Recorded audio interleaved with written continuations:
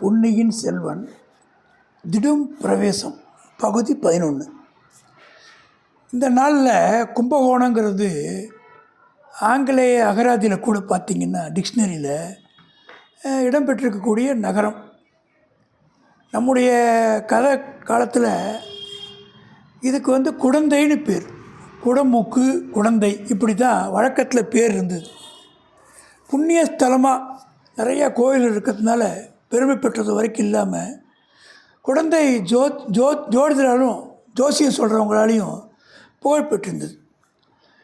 குடந்தைக்கு சற்று தூரத்தில் தென்மேற்கு திசையில் சோழர்களின் இடைக்கால தலைநகரமான பழையாறு, வானை அளாவிய அரண்மனை மாடங்கள், பெரிய பெரிய வீடுகள், ஆலய கோபுரங்கள் கம்பீரமாக காட்சியளிக்கும்.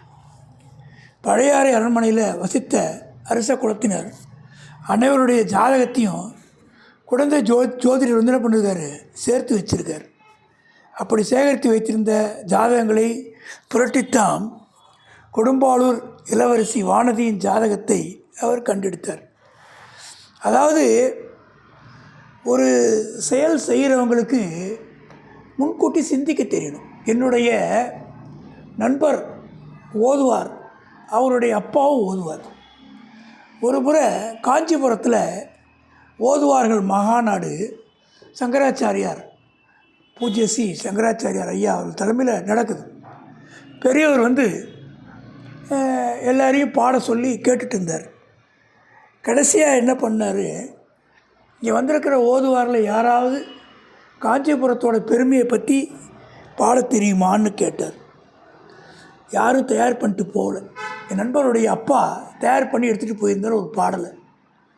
உடனே அந்த பாடலை அவர் பாடி முடித்த உடனே பெரியவா என்ன பண்ணார்னா கைத்தட்டி அவரை கூப்பிட்டு, ஒருத்தர் ஒரு இடத்துக்கு வரும்போது தயார்படுத்திக்கிட்டு வரணுங்கிறதுக்கு இவர் ஒரு உதாரணம், இவரை நான் பாராட்டுறேன்னு அவருக்கு மாலை போட்டு மரியாதை செஞ்சு பரிசு கொடுத்து அனுப்பிச்சார். எதுக்கு சொல்கிறேன்னா, விவசாயம் பண்ண போகிறவன் நடவு போகாமல் அறுவடை பண்ணால் கிடைக்காது. அந்த மாதிரி ஒரு வேலைக்கு போகும்போது தயார்படுத்தணும். இந்த ஜோசியர் எல்லாத்தையும் தயாராக எல்லா அரசியல் குமாரிகளுடைய ஜாதகத்தை தயாராக வச்சுருக்கிறதுனால அவர் பேரும் புகழும் பெற்றிருக்காரு.